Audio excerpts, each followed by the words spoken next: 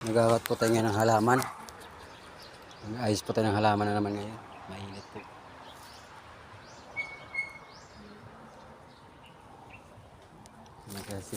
Sinasagay po natin dito siya sa may sidecar na to, sa bike.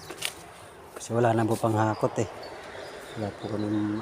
Wala po yung tricycle yung amo ko. Kaya ngayon, ginagamit ko po sidecar.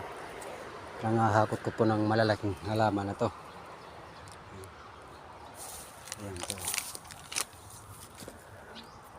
Yan po yung ginagawa po natin ngayong araw ng Martes. May kainitan lang po talaga. Pero kailangan natin magtiis.